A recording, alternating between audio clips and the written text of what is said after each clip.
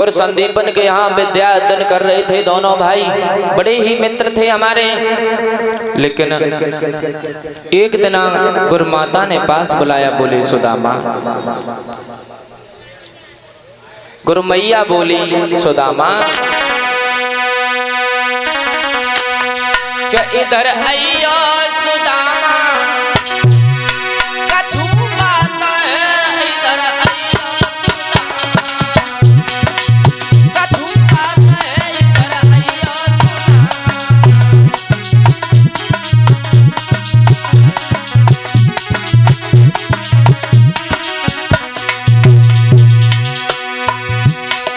इधर आइयो सुदामा, इधर आइयो सुदामा,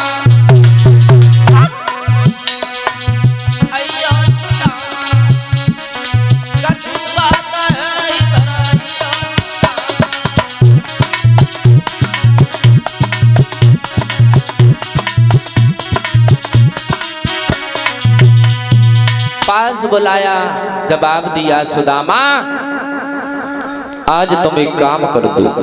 दोनों भाइयों को बुलाया, श्याम सुंदर सुदामा पास पहुंचे, जवाब दिया बेटा घर में ईंधन की बड़ी ही कमी है, इसलिए तुम चले जाओ और वन से लकड़ी लेकर के आओ।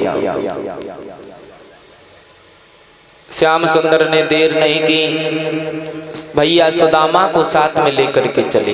लेकिन गुरु माता ने पास में बुला करके जवाब दिया सुदामा दोनों भाई चले जाओ और जल्दी लौट करके आना, शाम हो जाए तो रुकना नहीं। थोड़े से चना पोटरी में बांध करके दे दिए, बोले जाओ, भूख लगे तो दोनों भाई आपस में मिल बट के चाप लेना। दोनों भाई चले हैं, वन में पहुंचे, लकड़ियों को काटने लगे हैं, सुदामा एकत्रित करने लगे हैं। शाम का महीना, माह का महीना, शाम का वक्त, थोड़ी थोड़ी फुहार पड़ रही है, सर्दी लगने लगी दोनों भाइयों को, ठंडी ठंडी हवा चल रही है। जब सर्दी लगने लगी तो दोनों भाई बैठ गए, शाम का वक्त था। जब दोनों भाई बैठ गए, सुदामा बैठे हुए हैं, श्याम सुंदर भी बैठ गए वृक्ष के किनारे। लेकिन सुदामा ने क्या किया, उन जो पोटरी में चना बंधे हुए थे उन चनाओं को चाव लिया। चनाओं को जब चाव लिया है,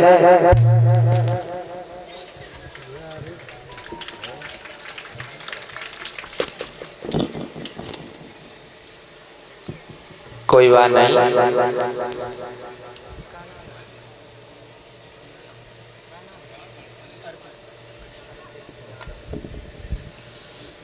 और ये अर्पित यादव ये हमारे गले में लोटों का हार डाल के सम्मान कर रही हैं और 21 मुद्राएं हमारे समस्त स्टाफ को दे रही हैं, जो कि कमलपुर से हमारे संजीव यादव के भांजे हैं। ये लोटों का हार डाल के सम्मान कर रहे हैं और इनकी बहन जी यशोदा कलश वाली बहनों एक एक टिप्पण सम्मान कर रही हैं। कामना करेंगे भगवान से, ये जो अर्पित यादव हमारे गले में लोटों का हाथ डाल के सम्मान किया, भगवान से कामना करेंगे यूं ही हमारे छोटे से बालक ने ये जो लोटों का हाथ डाल के सम्मान किया है, यूं ही हाथ धर्म के क्षेत्र बढ़ते रहे और समाज का सम्मान मिलता रहे, यही भगवान से आशा है। बोलिए गुरुदेव भगवान की, बोलिए गमा देवी मैया की। आज मेरे भगवत श्रोताओं, सुदामा जब अकेले ही चनाओं को चबने लगे हैं तो श्याम सुंदर ठंड के मारे कप रहे हैं। श्याम ने सुदामा से जवाब दिया, सुदामा भैया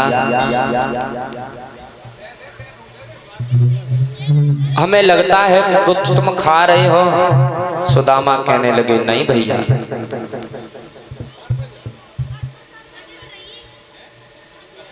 श्याम सुंदर कहने लगे ऐसा हो ही नहीं सकता सुदामा,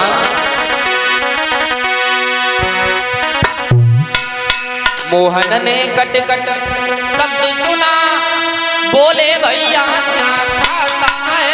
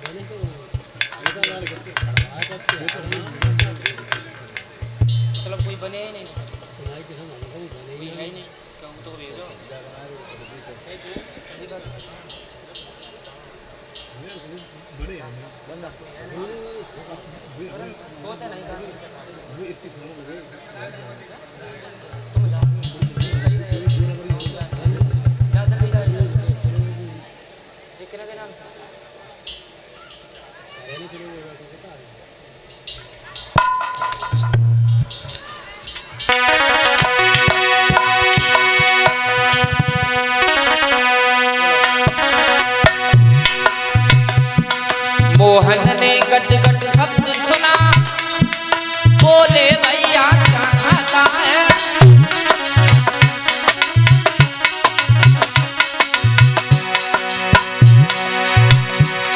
मोहन ने गट गट शब्द सुना,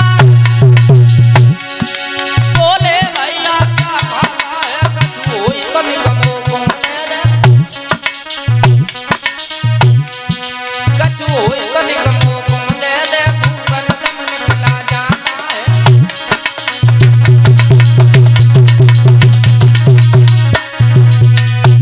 सुदामा से जैसे इतने शब्द सुने सुदामा ने मना कर दिया।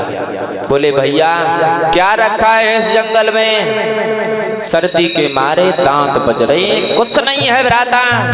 श्याम सुंदर से झूठ बोल गई सुदामा। तो श्याम सुंदर ने सुदामा को श्राप तो नहीं दिया, लेकिन सुदामा झूठ बोल गए। जब झूठ बोल गए तो ये लिखा है कि गुरु से कपट मित्र से चोरी, कह हुई निर्धन कह हुई कोड़ी। सुदामा जब मित्र से झूठ बोल गए तो गरीब हो गए। श्याम सुंदर ने श्राप नहीं दिया था। जब गरीब हो गए, भामनी को समझाया, जवाब दिया। भामनी उसी दिन से श्याम सुंदर दिन प्रतिदिन बढ़ते चले गए और जाकर के द्वारकाधीश बने हैं, और मैं गरीब होता चला गया। जैसे ही भामनी ने इतने वचन सुने, बोले प्रभु ये तो आपने बहुत बड़ा काम किया है, ये तो आपने बहुत बड़ा अन्याय किया है जो आपने अपने मित्र से झूठ बोला। मेरी बात मानो तो आप ऐसा करो प्रभु, अपने मित्र के पास चले जाओ। सुदामा ने जैसे ही सुना, बोले भामनी क्या कह रही है, बिल्कुल नहीं जाएंगे। अरे हम किस मुंह से जाएंगे उसके पास। बोले नहीं प्रभु तुम चले जाओ, वो भगवान हैं, जरूर सुनेंगे आपकी टेर, तुम चले जाओ। सुदामा कहने लगे भामनी मैं नहीं जाऊंगा। भामनी के बार बार समझाने पर भामनी कहने लगी पिया के चले जाइयो, पिया के चले जाइयो, पिया मित्र के पास चले जाइयो पिया।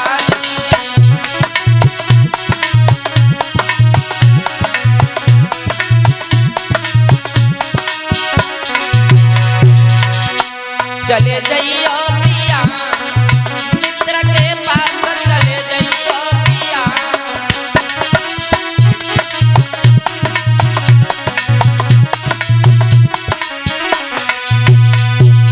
बोली चले जाओ। सुदामा कहने लगे भामिनी मैं बिल्कुल नहीं जाऊंगा, मैं नहीं जाऊंगा, क्योंकि हमारे पास कुछ नहीं है। और मित्र के या गुरु के यहाँ पर जब जाया जाता है तो कुछ ना कुछ भेंट में होना चाहिए। चले तो जाएंगे, लेकिन जाएं कैसे?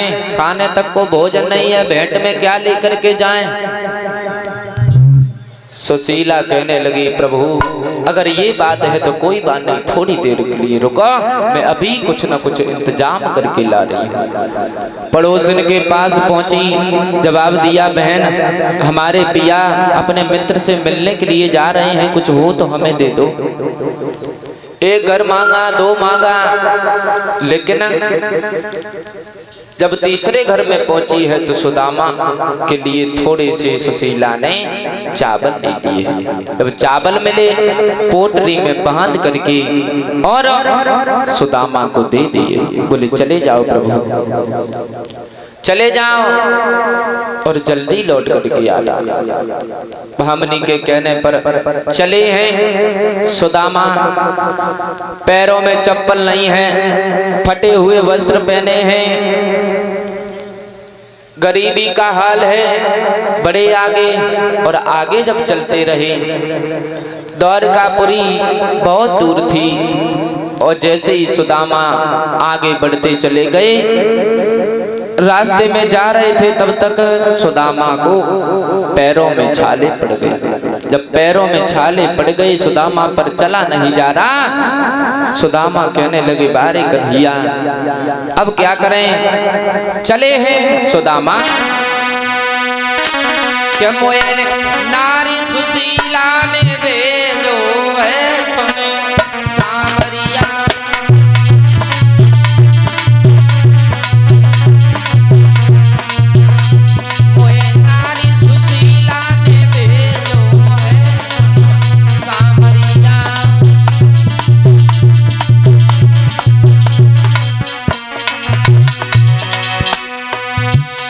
चले हैं सुदामा,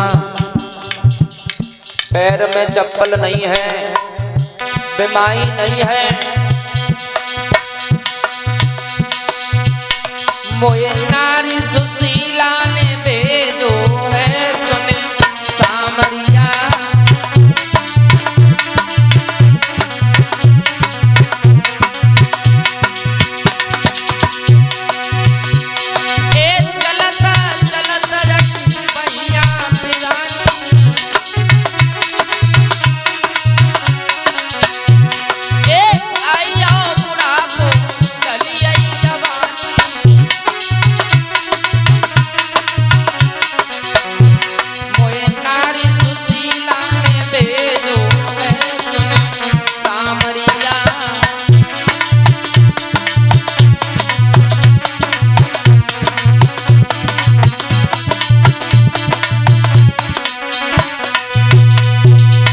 आगे बढ़े सुदामा, बढ़ते हुए चले आ रहे श्याम सुंदर ने देखा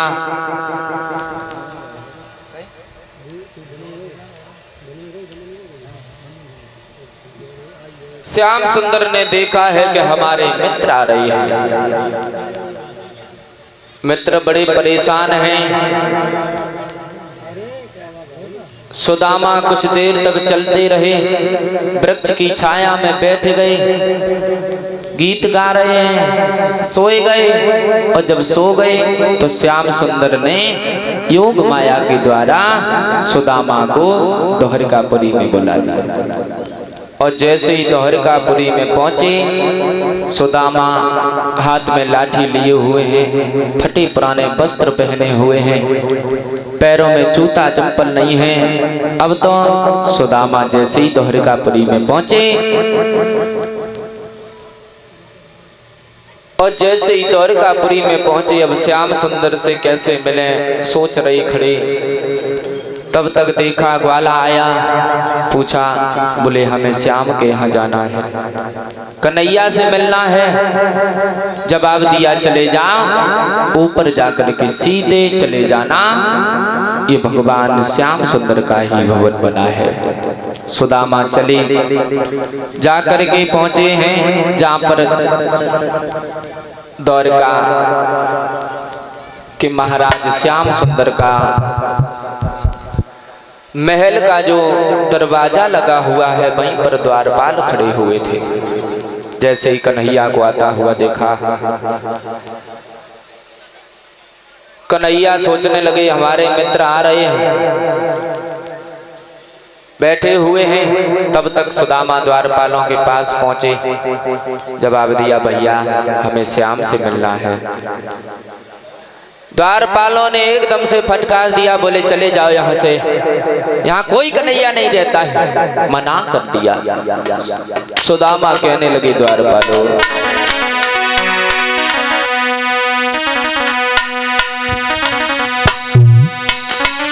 अरे द्वारपालो कन्हैया से कह दो कि दर पे सुदामा गरीब आ गया है, दर पे सुदामा गरीब आ गया है।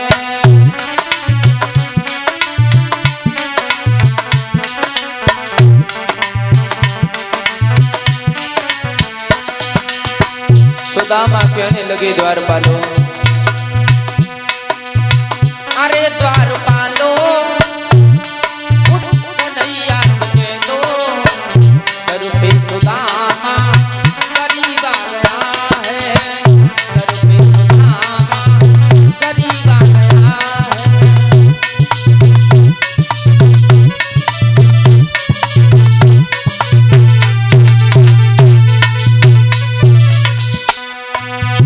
सुदामा द्वारपालों से कहने लगे भैया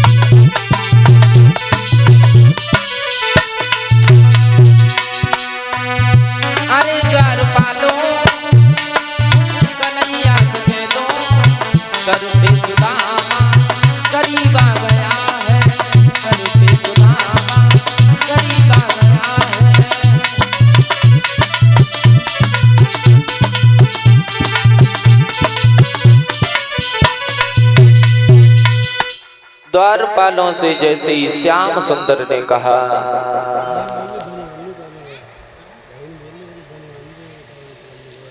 जवाब दिया है भैया हमें श्याम से मिलना है।